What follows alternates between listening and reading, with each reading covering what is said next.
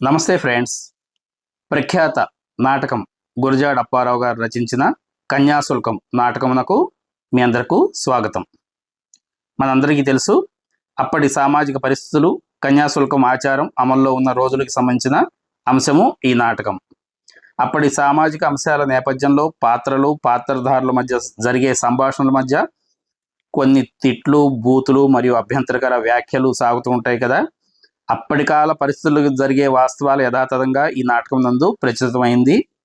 అంతేకాకుండా ఈ నాటకం ఈనాటిది కాదు అని మనం అందరం గమనించుకోవాలి. అలాగే ఇప్పటి పరిస్థితులకి మనం అన్వయించుకోకూడదు. అంతేకాకుండా ఈ నాటకం ఎవరిని ఉద్దేశించింది కాదు, ఎవరిని నొప్పించడానికి, విమర్శించడానికి కూడా కాదు. అలాగే ఈ నాటకాన్ని 1892 సంవత్సరంలో రాశారు.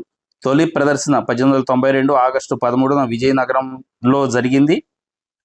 అలాగే మొదటి కూర్పు ప్రచురణ 1897లో జరిగింది. రెండవ కూర్పు ప్రస్తుతం ఇదే 1909 సంవత్సరానికి సంబంధించింది. అంటే ఇదంతా కూడా 100 సంవత్సరాల పూర్వం, మనకి స్వాతంత్రం రాకముందు అప్పటి సామాజిక పరిస్థితుల్ని అన్వయిస్తూ రాసిన ప్రఖ్యాత నాటకం మనందరికీ తెలిసిందే కదా. ఇక ఇప్పటిదాకా జరిగిన కథ టూకీగా ఒకసారి చెప్పుకుందాం. ఈ కథలో అగ్నిహోత్రావధానులు గారు తన రెండవ కుమార్తె సుబ్బమ్మ అనే బాలికను లుబ్ధావధానులని వృద్ధ బ్రాహ్మణుడికి ఇచ్చి బాల్య వివాహం చేయ సంకల్పించాడు. అయితే అగ్నిహోత్రావధానులు గారి బావమరిది అయిన కరకట శాస్త్రి ఆ పసిపిల్లను వృద్ధుడికిచ్చి వివాహం చేయడానికి ఎంతమాత్రం అంగీకరించలేదు. ఏ విధంగా అయినా సరే ఆ వివాహాన్ని తప్పించాలని, దానికోసమని తన శిష్యుడు, అంటే ఒక పురుషుడు శిష్యుడిని స్త్రీ వేషం వేసి తననే పెండ్లి కుమార్తెగా మార్చి ఆ లుబ్ధావధానులకి ఇచ్చి వివాహం జరిపిస్తాడు. వివాహం అనంతరం నాటకీయ పరిణామాల మధ్య ఆ పెండ్లి కుమార్తె, అంటే ఆ పెండ్లైన వధువు అక్కడి నుంచి మాయమవుతుంది. అంటే వధువు రూపంలో ఉన్న ఆ పురుషుడు, అంటే పెండ్లి కుమారుడికి ఆ లుబ్ధావధానులకి తను పురుషుడు అనే విషయం ఎంత మాత్రం తెలియదు. ఇక మాయమవుతుంది. ఆమె చనిపోయిందనే భయపడుతూ లుబ్ధావధానులు తనే చంపేసి ఉంటాడని అపవాదు కూడా వచ్చింది. ఆ పిల్ల చనిపోయిందా, పారిపోయిందా, లేదా లేచిపోయిందా అనే మీమాంస మధ్య ఇక ఇప్పటి సంభాషణలు ఉంటాయి.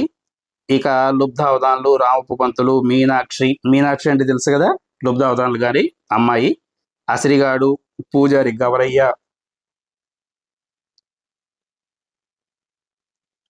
వీళ్ళ మధ్య జరిగిన సంభాషణ ఎలా ఉందో చూద్దాము. ఇంకా మనం నాటకం కథలోకి వెళ్ళిపోదాం. ఇక స్థలము లుబ్ధావధానులు ఇంటి వాకిలి. లుబ్ధావధానులు పచార్లు చేస్తూ కనపడకపోతే ఏమైనట్లు, నూతిలో కానీ పడిందా, పోలీసు వాళ్ళు ఇల్లు దోచేస్తారు. నూతిలో పడలేదా, పడకపోతే ఏమైనట్లు, రామపు పంతులు ఇంటికి పోయి ఉంటుంది, అంతే కావాలి. ఎంత అందమైన పిల్ల, నాది గాక దురదృష్టం, ఎంతట్లో వెన్నెల చీకటయింది, రేపో ఎల్లుండో ఎదిగొచ్చే పిల్ల కదా అని సంబరపడ్డాను. ఒకవేళ అప్పుడే పెద్ద మనిషి అయిందేమో, అందుకు సందేహం ఎలా? లాకుంటే ఇంత ఏపైన పిల్ల పెద్ద పడుచు కాకుండా ఉంటుందా? ఇలాంటివి ఎన్ని పెళ్లిళ్ళు చేసుకుని అందరు మొగుళ్ళను కడతీర్చిందో. ఓరి కుంక పీనుగా, నీ కళ్ళు ఏమైపోయినాయిరా? రజస్వలాముండని చూస్తూ చూస్తూ ఎలా పెళ్ళాడావురా? మళ్ళీ నీకు గతులు లేవు. రామమహేంద్రవరంలో వెధవ ముండల్ని పెళ్ళాడిన వాళ్ళు సామాజికంలో చేరావురా. అయ్యో అయ్యో, దీనికి మరి ప్రాయశ్చిత్తం ఎక్కడిది? ఒకవేళ చేయించుకుందామంటే శంకరాచార్యులు పాదకట్నం పెట్టమంటాడు, బ్రాహ్మణులు ఇల్లు తినేస్తారు. అంతకంటే పోలీసు వాళ్ళు నయం. అల్లరి కాకుండా హెడ్ చేతిలో 25 రూపాయలు పెట్టి రేపు రాత్రి బయలుదేరి కాశీ పోయి గంగలో మునిగానంటే అన్ని పాపాలు పోతాయి. కాశీ వ్యాసమే చేసుకుంటాను. భగవంతుడు బుద్ధి వచ్చేట్టు చేశాడు. లేకుంటే మూసాలి వేదవకు పెళ్లి చేసుకోవడం ఏంటి, పోయే కాలం ఏమిటి? అన్ని విధాల ఈ రామపు పంతులు నా కొంప ముంచాడు. ఇంతలోకి రామపు పంతులు ప్రవేశించను. ఆయన వాళ్ళిద్దరి మధ్య సంభాషణ చూద్దాం. ఏమిటి మామ రామపు పంతులు అంటున్నారు?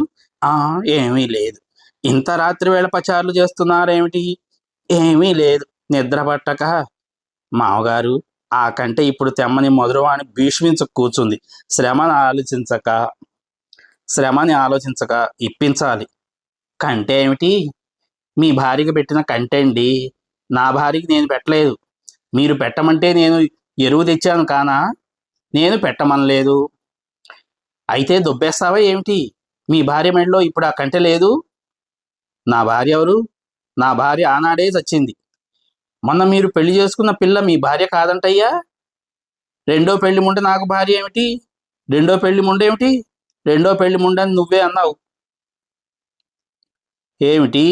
మాట మీద మాట వచ్చి ఒట్టినే అంటే అదో దెబ్బ. ఒట్టినే అనలేదు, గట్టే అన్నావు. ఇదంతా ఆ గుంటూరు శాస్త్రులు నువ్వు చేసిన కుట్ర. నాకు నిజం తెలిసిపోయింది. ఆ ముండ నీ ఇంటికే వెళ్ళింది. మధురవాణ్ణి ఉంచుకున్నట్టు దాన్ని కూడా నువ్వే ఉంచుకో. నా జోలికి రాకు. నీకు 10,000 నమస్కారాలు. నాకంటే నాకేమంటే ఈ వెరీ వెరీ మాటలేమిటయ్యా? నీ మాయ గుంట నీ కంట నీ ఇంట్లోనే ఉన్నాయి. ఈ వేషాలు నాకు పనికిరావు. నిలబెట్టి నా కంట పుచ్చుకుంటాను. ఇక తడిసిన పుస్తకం పట్టుకొని మీనాక్షి చేతిలో కర్ర, నెత్తి మీద పసుపు రాసిన కుండ, అందు మీద అఖండాతో అసిరిగాడు చేతిలో సీసా పట్టుకొని తడి బట్టలతో పూజారి గవరయ్య ప్రవేశించరు. ఇక పూజారి అంటున్నాడు, హరాం హ్రీం హ్రోం ఓం కార భైరవి. రామప్పు పంతులు భయమును నటించను. ఇక్కడ కనపడలేదు నాన్న. ఈ పుస్తకం నూతిలో పడేసి ఉంది. లుబ్ధావధానులు భయమును కనపరచును. కనపడకపోవటం ఎవరు అని రామపంతులు అంటున్నాడు. మీనాక్షి అంటోంది. అంటే లుబ్ధావధాన్ గారి కూతురు ఈ మీనాక్షి, వీడో అన్నమాట. మీనాక్షి అంటోంది, నా సవిత్ తల్లి గవరయ్య బాబు నూతిలో దిగి అంతటా గాలించాడు. నూతిలో మరేమీ కనబడలేదు. లుబ్ధావధానులు భయం తగ్గును. బ్రహ్మరాక్షసుని గవరయ్య బాబు ఈ సీసాలో బిగించాడు నాన్న. సీసాకి ఎడంగా నిలబడి రామప్ప పంతులు, బ్రహ్మరాక్షసు ఏమిటి? వేరే ఆ బ్రహ్మరాక్షసు వచ్చి మా అమ్మని భయపెట్టింది. నన్ను కాదు, మా నాన్న పీక పిసికేసింది. గవరయ్య గారు, పిల్ల ఏమైనట్టు? దాని మొగుడు ఎగరేసుకుపోయాడు. ఎక్కడికి ఎగరేసుకుపోయాడు? వాడి సీసాలోనే ఉన్నాడన్నారే అని మీనాక్షి అంటోంది. గవరయ్య కొంచెం ఆలోచించి చిరునవ్వు నవ్వి, అది ఈ సీసాలోనే ఉంది. మనిషి సీసాలోకి ఎలా వచ్చింది? అయ్యో సత్యకాలం మీనాక్షి, అది మనిషి అనుకున్నావా? అది కామిని పిశాచం. అంచేతనే నేను మీ ఇంటికి వచ్చినప్పుడల్లా దూరంగా వెళ్ళిపోయేది. ఏమి చెప్పమా అనుకునేవాణ్ణి. మీనాక్షి అంటోంది, ఇద్దరిని ఓ సీసాలో పెడితే దెయ్య పిల్లల్ని పెడతారేమో. గవరయ్య పూజారి అంటున్నాడు, పంతులు గారు చిత్తగించండి. 2 మనుషులు బరువుందో లేదో చూడండి. రామపంతులు, మొర్రో నా దగ్గరికి తేకయ్యా. గవరయ్య అంటున్నాడు, అసిరిగా నువ్వు పట్టుకోపోని. నాకు భయం ఏంటి? పైడి తల్లి చల్లగా ఉండాలి. సీసా పట్టుకొని, ఓలమ్మో ఇంత బరువుందో. సీసా అఖండం తులసికోట దగ్గర దించి, గవరయ్య అంటున్నాడు, సీసా అఖండం తులసికోట దగ్గర దించు. లుబ్ధావధాన్, బాబు ఆ సీసా నా ఇంట్లో పెట్టకు, మీ ఇంట్లో పెట్టించండి. గౌరయ్య, మా పిల్లలు తేనె సీసాని బిరడా తీసినట్టయినా 2 దయ్యాలు వచ్చి మళ్ళీ మీ ఇంట్లోనే ఉంటాయి. అమ్మో, అయితే ఆ సీసా భూస్థాపితం చేయండి. భూస్థాపితం మజాక అనుకున్నారా ఏమిటి? భూస్థాపితం చేయడానికి ఎంత తంతుంది. పునశ్చరణ చెయ్యాలి, హోమం చెయ్యాలి, సంతర్పణ చెయ్యాలి. లుబ్ధావధానులు అంటున్నాడు, నా ఇల్లు గొల్ల చెయ్యాలి. మీకు అలా తోస్తే నాకేం పోయింది? ఈ మూత తీసేసి నా మానాన్ని నేను వెళ్ళిపోతాను. లుబ్ధావధానులు, మూత ఎందుకు తీసేయటం? నాకు కలిగింది తృణమో కణమో ఇస్తాను. ఆ మూత తీయకుండా ఆ సీసాల ఉంచి వెళ్ళండి. పూజారి గవరయ్య అంటున్నాడు, ఏమి అవధానులు గారి గడుస్తాను? నే పోగాని పాతి పెట్టడానికి ఎత్తు ఆ సీసా తగిన శాంతి చేయింది భూస్థాపితం చేశారంటే నేను రౌరవాది నరకాలకి పోనా? ఇప్పుడే బ్రెడా తీసేస్తా. తీయకు ఆ శాంతి ఏదో తగలెత్తు గాని. అట్లాగైతే ఈ రాత్రల్లా ఈ సీసా దగ్గర పెట్టుకొని పెరట్లో పడుకుంటాను. మీరు వెళ్ళి నిర్భయంగా పడుకొని నిద్రపోండి. నిష్క్రమించదు. ఇక రామపంతులు అంటున్నాడు, మామ ఓ మాట. రామపంతులు లుబ్ధావధానులు పక్కకెళ్ళి మాట్లాడతారు. ఇక రామపంతులు లుబ్ధావధానులు గారి మధ్య సంభాషణ. నాకంటే మాట ఏమిటి మామ? మీకంటే మీ ఇంట్లోనే ఉంది. మీ పెళ్ళం మా ఇంటికి వెళ్ళిందని మీరు అంటున్నారు కానీ అక్కడికి ఆ పిల్ల రాలేదు, కంట తేలేదు. అయితే ఏమైందో నాకేం తెలుసు? వద్దు సుమండి, నాకంటే నాకు ఇచ్చేయండి. నేను మా కానివాణ్ణి. కంటే గింటే నాకు తెలియదు. నీకు తెలియకపోతే మరి ఎవరికి తెలుసును? గౌరయ్య నీ పెళ్ళం దెయ్యమైంది అన్నాడు కదా, నువ్వు నీ కూతురు కలిసి దాన్ని చంపేశారు కాబోలు. ఓరి గాడిద కొడక, కర్రతో కట్టుబోవును. నాకంటే అపహరించావు కదా, నీ పని పట్టిస్తాను ఉండు. నాకంటే అపహరించావు కదా, నీ పని పట్టిస్తాను ఉండు అని రామప్ప పంతులు నిష్క్రమించను. ఇక లుబ్ధావధానులు మీనాక్షి అంటే వాళ్ళ కూతురు మధ్య సంభాషణలు ఉంటున్నాయి, చూద్దాం. లుబ్ధావధానులు తనలో కంటే ఏమైనట్టు చెప్పమా అనుకుంటూ పైకి అమ్మీ అని కుమార్తెను పిలిచాడు. ఏం నాన్న? కంటే ఏం చేసింది? ఏం చేసిందో పెట్లో దాచిందేదో దాని ఒంటినే ఉంది కాబోలు నాన్న. ఒంటినుంటే దెయ్యానికి కంటెందుకు? ఏం తీపు దిగదీసిందా ఏమిటి? పెట్టుకుంటుంది. నూతిలో దిగి గవరయ్య నుయ్యంతా గాలించాడు, గడియసేపు గాలించాడు. నువ్వు చూశావు? చూశాను. అది రామప్ప పంతులు ఇంటికి వెళ్ళిందేమోని. గవరయ్య బాబు సీసాలో బిగించాడు కదా, ఎలా వెళ్తుంది? ఏమో, నాకేం పాలుపోకుండా ఉంది. రా పరుందం, మన ప్రారంధం ఇలా ఉంది. నిష్క్రమింతురు. ఇక తరువాత స్థలం రామచంద్రాపురం అగ్రహారంలో సారాయి దుకాణం వెనక తోట. ఆ తోటలో కాళీ మందిరం ఎదుట మండపం, మండపంలో కాళీ విగ్రహానికి ఎదురుగుండా ఓ పెద్ద పీట మీద 3 సీసాలతో సారాయి, చుట్టూ గళాసులు, పీట నిండా పువ్వులు దండలు, మండపంలో ఒకవైపు పులి చర్మం మీద యోగదండమును ఆనుకొని సమాధిలో ఉన్న ఒక బైరాగి. యోగిని ఒకతే సారాయి అందరికీ అందించును. గ్రామ మున్సూబు సోమినాయుడు చిలుం పీల్చుతుండును. సాతాని మనవాళ్ళయ్య జంగన్ వీరేసు, దుకాణదారు రామదాసు చెదిరి కూర్చుందురు. ఇక వీళ్ళ మధ్య సంభాషణలు జరుగుతూ ఉన్నాయి. ఇక మున్సూబు, మన వాళ్ళయ్య జంగం వీరేసు, ఇలాగా బైరాగి ఇలాగా ఉంటున్నాయి, చూద్దాం ఒకసారి. మున్సూబు అంటున్నాడు, ఆకాశం ముందు పుట్టిందా భూమి ముందు పుట్టిందా? దానికి మన జంగం వీరేశ అంటున్నాడు, సుత్తి ముందా కారు ముందా? పంగనామాలు ముందా పట్టెవర్ధనాల ముందా? నామాలోడ, నా సవాలేంటి నీ జవాబేంటి? ఆకాశానికి మట్టా భూమి, భూమికి కప్ప ఆకాశం, చదువుకున్నాడు ఏటో చెప్పిండాసే. ఆకాశంబు శూన్యంబు అనగా ఏమీ లేదన్నమాట. ఏటీ లేదా? గుడ్డోళ్ళకి ఏటీ లేదు. తెల్లోడు ఎర్రోడా పట్టణంలో గొట్టా పెట్టి అదే చూస్తాడే ఆకాశం గేసి. శాస్త్రంబుల్లోని రహస్యంబులు మేత్సులకెట్లు తెలియను? అల్లాండం బెల్లాండం చక్కెర పొంగలి తినవడనుకున్నావా? నామాలోడ, తెల్లోడి మహిమ నీకేమి తెలుసును? తెల్లోడి సారాయికి తెనుగోడి సారాయికి ఎంత భేదం ఉందో తెల్లోడికి నీకు అంత భేదం ఉంది. ఇక మనం అంటున్నాడు, గణిత శాస్త్రంబున దాకాశంబున సున్న సున్న ఎన శూన్యంబు ఏమీ లేదన్నమాట. దానికి ఛాత్రంలో మన్ను మిన్ను అని అన్నాడు కాడా? మన్ను లేదా? మన్నుంటే మిన్నుండదా? దానికి మున్సూబు అంటున్నాడు, ఈ రేచ మా మేలైన పలుకు పలికినాడు. వీరేశ అంటున్నాడు, ఆకాశం బొక్క అడ్డది అంటుంటాం కదా, ఆకాశం లేకపోతే బొక్క ఎలాగా ఉంటుంది? దానికి మన అంటున్నాడు, శబాష్ వీరేచ, నామాలోడు పలకడేం, నోరు కట్టడ్డది. వీరేశ శంఖం పూరించును. హెడ్ కానిస్టేబుల్ దుకాణదారితో, ఏమిటి అల్లరి భాయి? మున్సూబు అంటున్నాడు, ఈ రేచం గెలుచుకున్నాడు కదా, శంఖం ఓగించడా?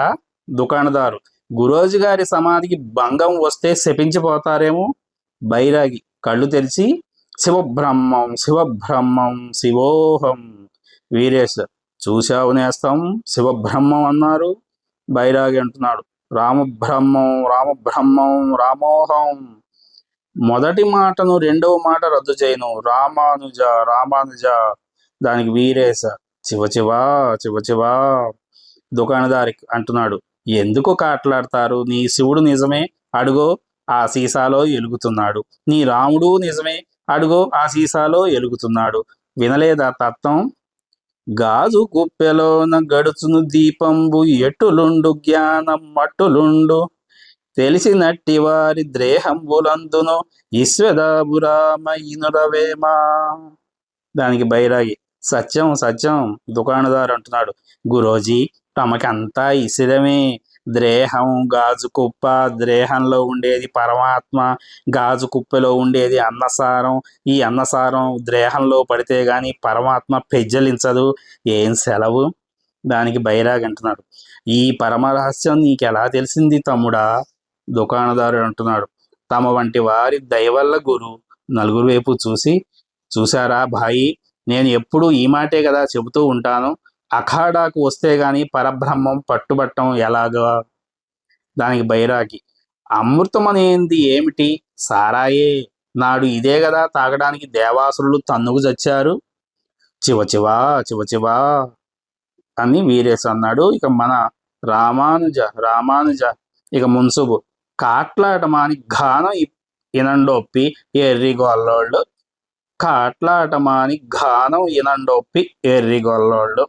హెడ్ కానిస్టేబుల్, గురు, మరి ఒక రసలింగం చేయించి శిష్యుడికి దయచేయాలి. బైరాగ్ అంటున్నాడు, అలాగే. మున్సూబు, గురు, బంగారం చేస్తారు కదా, అది ఎట్టి హరిద్వారంలో మఠం కట్టించగా మాలాటోళ్ళని డబ్బెందుకు అడుగుతారు? మేం చేసే స్వర్ణం మేమే వాడుక చేస్తే తల పగిలిపోతుంది. అవి వేరే రహస్యాలు, ఊరుకోండి మామ. గురోజీ, హరిద్వారంలో చలి లావు గాబోలు అని హెడ్ కానిస్టేబుల్ అంటున్నాడు. బైరాగి, నరులకు కద్దు, మాబోటి సిద్ధులకు చలి, వేడి, సుఖం, దుఃఖం ఎక్కడివి? హెడ్ కానిస్టేబుల్ అంటున్నాడు దానికి, ఆహా, అదృష్టం అంటే సిద్ధులదే అదృష్టం. మున్సూబ్ అంటున్నాడు, గురు, హరిద్వారం నుంచి ఎప్పుడు బయలుదేరారు? 2 రోజులైంది. మొన్న ఉదయం ప్రయాగ, నిన్న ఉదయం జగన్నాథం సేవించాం. ఖేచరీగమనం మీద ఆకాశ మార్గాన పోతూ ఉండగా మీ ఊరి అమ్మవారు వనం దగ్గర గమనం నిలిచిపోయింది. ఏమి చెప్పమా అని యోగ దృష్టిని చూసేసరికి అమ్మవారి విగ్రహం కింద 6 నిలువల లోతున మహాయంత్రం ఒకటి స్థాపితమై కనబడది. అంతటా భూమికి దిగి అమ్మవారిని సేవించుకొని ప్రచ్ఛన్నంగా పోదామంటూ ఉంటే ఈ భక్తుడు మమ్మల్ని పోల్చి నిలిపేశాడు. దుకాణదారుడు, చూడగానే నేను సిద్ధుల్ని పోలుస్తాను గురు. మున్సూబ్ అంటున్నాడు, సుఖేశవాళ్ళని మా బాగా పోలుస్తావు. మా ఊరమ్మోరు జగజ్జనని, మా చల్లని తల్లి. దానికి బైరాగి అంటున్నాడు, బ్రహ్మోహం బ్రహ్మోహం. హెడ్ కానిస్టేబుల్, ఆహా, యోగ మహత్యం, స్థానాలు చేసి ముక్కు బిగించే బ్రహ్మలకు లేవు కదా ఈ సిద్ధులు. బైరాగి అంటున్నాడు, వేషానికి జ్ఞానానికి దూరం కాదా తమ్ముడా? మా తాతగారు చెప్పలేదా, ఆత్మశుద్ధి లేని ఆచారం మదిలేలా అని. ఆత్మశుద్ధి లేని ఆచారం మదియేలా అని. హెడ్ కానిస్టేబుల్ దానికి, వేమన్నా తమ తాత గురు? అవునట, వారు పరమపదించి 600 సంవత్సరాలు కావచ్చింది. 600 సంవత్సరాలు కావచ్చింది. తమ వయసు ఎంత గురు? ఆది అంతు లేని దానికి లెక్కేమిటి తమ్ముడా? పరమాత్మకి ఎన్నేళ్ళో అన్నేళ్ళు. ఏం ఇలవైన మాటలు వింటున్నాం మున్సూబ్ అన్నాడు. వీరేశ శంఖం పూరించును. హెడ్ కానిస్టేబుల్ శంఖం లాక్కొని పక్కన ఉంచి, అట్టే పట్టేయకండి బాయి. దుకాణదారు అంటున్నాడు, అట్టే ఎక్కడ బాయి, పరవశమైన దాకా తాక్కుంటే తాగడం ఏంటి? వేమన్నా చెప్పలేదా, తాగి తాగి తాగి ధరణిపై బడుదాకా తాగినేని తన్ను తాను తెలియు, తాగలేని వాడే తాగుబోతయరయంగా ఈశ్వదాభిరామ ఇనురవేమా. బైరాగ్ అంటున్నాడు, కాశీలో 250 సంవత్సరాల కిందట అలంగీర్ పాదుషా వారి హయాంలో ఒక సేటు మాబోటి సిద్ధులనందరినీ కూటానికి పిలిచాడు. గంగని ఈడ్చి పడవ మీద పీపాల్లో సారాయి భరాయించి బంగారపు గిన్నెలతో అందించాడు. 2 జాముల రాత్రి అయ్యేసరికి పీపాలు ఖాళీ అయిపోయాయి. అంతా పడిపోయినారు. హెడ్ కానిస్టేబుల్, ఏం ఆశ్చర్యం. బైరాగ్ అంటున్నాడు, మేము ఒక నేపాళపు బ్రాహ్మడు మిగిలాం. తే తే అన్నాడు ఆ బ్రాహ్మడు. తెస్తావా శపించేదా అన్నాడు. శెట్టి ఎక్కడ తెస్తాడు, వాడు మా కాళ్ళు పట్టుకునేప్పటికి పర్వాలేదు నిలవమని చెప్పి మేము ఒక పునికి మంత్రించి గంగ భరాయించిన కొద్దీ ఆ గంగ సారా అయిపోయింది. ఆ బ్రాహ్మణుడు సహస్ర పునికలు తాగి జిర్రున తేయించాడు. బ్రాహ్మణుల్లో కూడా మహాత్ములు ఉంటారు. కనుక్కోగలిగిన జ్ఞానికి గంగా నది అంతా సారాయి కాదా? మున్సూబ్ అంటున్నాడు, రామందా సోహడు గంగ భరాయించడానికి గురువు ఒక దరావుకు పద్దరావులు పేరుస్తారు. హవల్దార్ అచ్చెన్న ప్రవేశించు. దుకాణదారు అంటున్నాడు, గురు, వీరు హవల్దార్ అచ్చెన్న గారు, మంచి జ్ఞాని, మున్సూబ్ గారికి మేనల్లుడు. హవల్దార్ అంటున్నాడు, రామ్ రామ్. దానికి బైరాగ్ కూడా రామ్ రామ్. హవల్దారు యోగినితో అంటున్నాడు, పిల్ల హుక్కా లావ్. హెడ్తో భాయి, గుంటూరు శాస్త్రులు గారి పత్తా ఏమైనా తెలిసిందా? లేదు భాయ్. దుకాణదారు అంటున్నాడు. రామపవంతులు అంటాడు, పెళ్లి కూతురు రెండో పెళ్లి పిల్ల, దాన్ని అమ్మి డబ్బు చేయి చెక్కించుకొని చిక్కించుకొని. హెడ్ కానిస్టేబుల్ అంటున్నాడు. ఆ మాటలు మనకెందుకు భాయ్? మున్సబు, పోలీసు వాళ్ళకి అక్కర్లేక, బాపనోళ్ళకి అక్కర్లేక, ఎదవముంటని బాపనాడు పెళ్లి చేసుకుంటే లోకం అంతా ఊరుకోవడమేనా? హెడ్ కానిస్టేబుల్ అంటున్నాడు. డబ్బు ఇచ్చిన వాడికి, పెళ్లి ఆడిన వాడికి లేని చింత మనకేలా మామ? కాక ఈ రోజుల్లో బ్రాహ్మణ్యం ఎక్కడుంది? ఎక్కడ చూసినా పిల్లల్ని ముసలోళ్ళకి అమ్ముకోవడాలు, రండా గర్భాలే కదా. హవల్దార్ అంటున్నాడు. కలికాలం కదా భాయి, ఎంత చెడ్డ బ్రాహ్మలు మనకు పూజ్యులు. హెడ్ కానిస్టేబుల్ దానికి అంటున్నాడు. అన్న, ఎవరంతవారు జ్ఞానం నీతి ప్రధానం కానీ జాతిలో ఏముంది? ఏమన్నాడు అన్న? ఎవరంతవారు జ్ఞానం నీతి ప్రధానం కానీ జాతిలో ఏముంది? వేమన్న గారు ఏమన్నాడా? నీతికి పోలీసోడిని, ఘానానికి సాతానోడిని అడగమన్నాడు. హెడ్ కానిస్టేబుల్ అంటున్నాడు. మామ వెక్కిరించడం కానీ, నేను ఎన్ని తాలూకాల్లో నౌకరీ చేశానో అన్ని తాలూకాల్లోనూ రండా గర్భాలు ఎన్నని చెప్పను. నన్ను అడిగితే వెధవలు పెళ్లి చేసుకోవడమే ఉత్తమం అంటాను. మా సూపరింటు పిల్లలతో ఉన్న రెండో పెళ్లి దొరసాన్ని పెళ్లాడి సుఖంగా లేదో? దానికి మున్సూబు అంటున్నాడు. మామగారి అభిప్రాయం పెయ్యతోటొచ్చిన ఆవు మేలు కాదా అని. అందుకని ముసలి బాపనోడు ఎదవ గుంటని పెళ్లాడితే మీ నేస్తం కరణం పోడిని ఆ ముసలోడు ఎదవ కూతుర్ని పెళ్లాడమని బోధి చెయ్యరాదా? హవల్దార్ అంటున్నాడు. మనకేల మామ, గవర్నమెంటు, దేవుళ్ళు, బ్రాహ్మలు వారి నేలాలు. మనకేల మామ, గవర్నమెంటు, దేవుళ్ళు, బ్రాహ్మలు వారి నేరాలు వారివి. వాటితో మనకి పని లేదు. మన భక్తి మనకుండాలి. హెడ్తో అంటున్నాడు. భాయి, తెల్ల నల్ల ఒకటా? తెల్లవాడికి క్రీస్తు ఒక పద్ధతి పెట్టాడు, ముసల్మాన్కి పైగంబరు ఒక పద్ధతి పెట్టాడు, నల్లవాడికి రాముడు ఒక పద్ధతి పెట్టాడు. భగవంతుడు తెల్లవాడితో ఏమన్నాడు? వెధవని పెళ్ళాడు అన్నాడు. రాముడు తెలుగువాడితో ఏమన్నాడు? వెధవని పెళ్ళాడొద్దు అన్నాడు. చెప్పన్న దేశాలు చూశాను భాయి. పరిపరి విధాల ఆచారాలు వ్యవహారాలు ఉన్నాయి కానీ నీతి ఒకటి, భగవంతుడు ఒకడు, అంతటా ఒక్కటే. మున్సూబు దానికి అంటున్నాడు. రాముడు ఎదవ ముండల్ని కాని పనులు చేయమన్నాడు, మనలో మారుమనువులు ఉండేవి కావా? దానికి హవల్దారు. పిల్ల చిలుం భరాయించితే. మున్సూబు అంటున్నాడు. నామాలోడు మూలకి తీసుకెళ్ళి పిల్లను ముద్దెట్టుకుంటున్నాడు. యోగిని చెయ్యి విడిపించుకొని సిగ్గుతో ఏకాంత ఉపదేశం చేస్తున్నారు. మున్సూబు, ఏదో ఆ ఉపదేశం తనేట వాయువేగంగా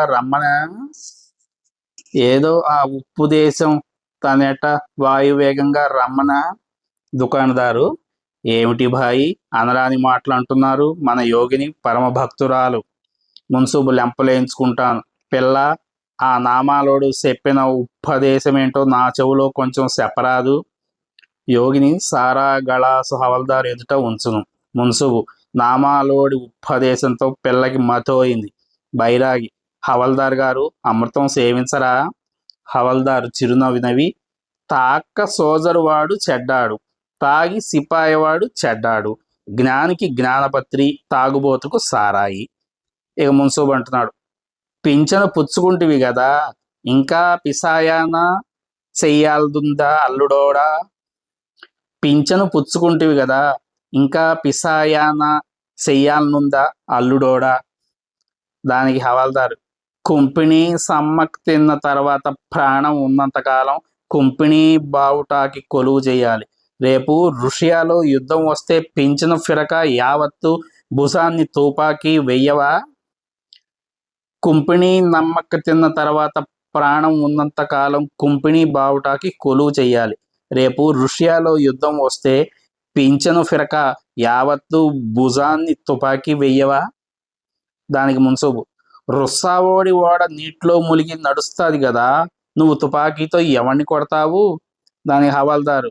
మొన్న ఇంగ్లీజు రష్యా దేశానికి దండెత్తిపోయి రష్యాని తన్ని తగలేద్దా? అప్పుడు ఏమైంది?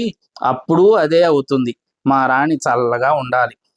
దుకాణదారు: సీమరాణి ఆ కాళీమై అవతారం కాదా? హవల్దార్: కాళీ గీళి జాంతానై ఆ రాముడి అవతారం. దుకాణదారు: గురు హవల్దార్ గారు తత్కీర్తనలు మా ఇంపుగా పాడతారు. యోగినితో: తల్లి, నా తంబురా తెచ్చి భాయిగారికి ఇయ్యి. మున్సబు: ఈ తూరి ఈరేచ ఉపదేశం చేస్తున్నాడు. దుకాణదారు: గొప్పవారున్నప్పుడు అస్యాలే ఇట్టి భాయి. మున్సబు: ఉన్న మాట్లాడితే అస్సాలా, నాకెవడు చేయడేం ఉపదేశం. ఈరేచ ఉపదేశం గట్టిగా బిగిసింది, మరి చెయ్యి వదులుదు. యోగిని కష్టం మీద చెయ్యి వదిలించుకొని తంబూరా తెచ్చి ఇచ్చును. దుకాణదారు అంటున్నాడు: అవన్నీ జ్ఞాన రహస్యాలు. బ్రహ్మానందం అంటే ఏటి? కడుపు నిండా సారా, ముక్కు నిండా పొగ, చక్కని పడుసుపిల్ల కాదా? మున్సబు: గానం ఈనండొప్పి. హవల్దారు: పామరం పామరం, రాముడు పటం ఖాళీ నెత్తి మీద పెట్టకపోతే కుంపిణీ సిపాయి అన్నవాడు ఇక్కడికి వచ్చునా? పామరం పామరం, రాముడు పటం ఖాళీ నెత్తి మీద పెట్టకపోతే కుంపిణీ సిపాయి అన్నవాడు ఇక్కడికి వచ్చునా? హెడ్ కానిస్టేబుల్ అంటున్నాడు: భాయి, ఓ కీర్తన సెలవీయండి. హవల్దారు పాడును: पिंजर में रहकर छुप नहीं रहना, क्या रे बुलबुल, कहो ముల్కి సునా, క్యా రే బుల్బుల్. ఎక్కడికి వెళ్తావు, ఏమి చెప్పవు, బోలో పింజర్మే. వీరేశం శంఖం మనవాళ్ళయ్య తీసి పూరించును. హవాల్దారు పాటమాని తంబూరా క్రింద పెట్టి: గద్దా. హెడ్డు శంఖం లాక్కొని: శంఖం అగ్గిలో పడేస్తాను. ఎందుకు తానిస్తావు భాయి? దుకాణదారు అంటున్నాడు: వద్దంటే వినడు. హెడ్ కానిస్టేబుల్ దానికి: వినకపోతే దుకాణానికి రానియకండి, అల్లరైతే మాకు మాట కదా. దుకాణదారు: 10 శంఖాలు దాచేశాను, మళ్ళీ తెస్తాడు, ఏం చేయను, బేరం కదా బాయి. మున్సబు: దిట్టంగా పట్టేయి, తద్గానం తలెక్కాలి. దుకాణదారు తంబూరా తీసి పాడును: నాగా దిగురా నా తండ్రి దిగురా, దిగు దిగు నాగన్న దివ్య సుందర నాగ, ముదములే పల్లె ముద్దుల నాగ, ఊరికి ఉత్తరాన ఊడల మరి కింద కోమ పుట్టలోన కోడి నాగన్న. పాడుచుండగా రామప్ప పంతులు ప్రవేశించి ఎడంగా నిలిచి యోగినికి సౌజ్ఞ చేయను. యోగిని రామప్ప పంతులతో మాట్లాడి వచ్చి హెడ్ చెవులో చెప్పును. ఇక మున్సబు: హెడ్డు పిల్ల హెడ్ గారికి ఉపదేశం చేస్తోంది, ముసలోళ్ళనే. యోగిని మున్సబు చెవి దగ్గర నోరు పెట్టి చెవి గిల్లును. మున్సబు: పిల్ల, చాలా రోజైంది మున్సూబి నాయుడికి ఈ పాటి ఉపదేశం తగిలి. మున్సూబు అంటున్నాడు: పిల్ల, చాలా రోజైంది మున్సూబి నాయుడికి ఈ పాటి ఉపదేశం తగిలి. హెడ్ కానిస్టేబుల్ రామపంతుల దగ్గరికి వెళ్ళి ఎడంగా ఇద్దరు మాట్లాడుతురు.